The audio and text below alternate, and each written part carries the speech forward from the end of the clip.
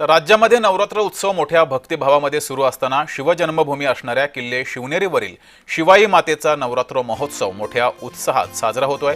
इतिहासानुसार जिजाऊंनी पुत्रप्राप्तीसाठी शिवाई मातेला नवस केला होता आणि त्या नवसाचं फळ म्हणून छत्रपती शिवाजी महाराजांचा जन्म झाला। त्यामुळे या देवीचं दर्शन घेण्याला भाविक विशेष महत्त्व देतात। नवरात्रोत्सवात राज्याच्या कानाकोपऱ्यातून भाविक मोठ्या संख्येने किल्ले शिवनेरीवरती येऊन शिवाई मातेचं दर्शन घेतात। या संदर्भात आढावा घेतलाय आमचे प्रतिनिधी अमोल दरेकर यांनी। पाहूयात। राज्यात देशासह या ठिकाणी नवरात्र उत्सव मोठ्या संख्येने आनंदात जल्लोषात साजरा केला जातोय। आजपासून घटस्थापना केली जाते।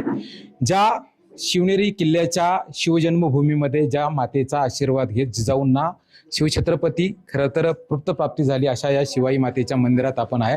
मोठ्या संख्येने हा गाभारा खरं तर विविध रंगी फुलांनी असं सजवण्यात आलेला आहे आणि या शिवाई मातेचं दर्शन घेण्यासाठी भाविक राज्याच्या कानाकोपऱ्यासह या ठिकाणी मोठ्या प्रमाणात येत असतात। त्याचे ओटी भरण या नवरात्राच्या काळामध्ये केलं जातं। या ठिकाणी धार्मिक विधीसह विविध कार्यक्रमांचं आयोजन केलं जातं।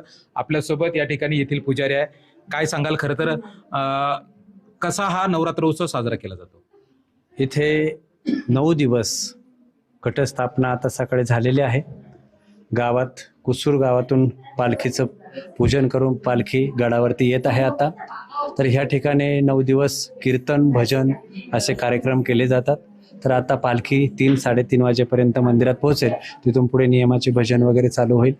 संध्याकाळी 7 वाजता मातेची आरती होईल। आरती झाल्यानंतर महाप्रसादाचा कार्यक्रम होतो। 8 ते 10 कीर्तनाचा कार्यक्रम होतो। 10 नंतर पहाटे 4 वाजेपर्यंत भजनाचा कार्यक्रम चालू असतो। धार्मिक विधीसह विविध कार्यक्रमांचं आयोजन केलं जात आहे। अमोल दरेकर, जय महाराष्ट्र, जुन्नर, पुणे।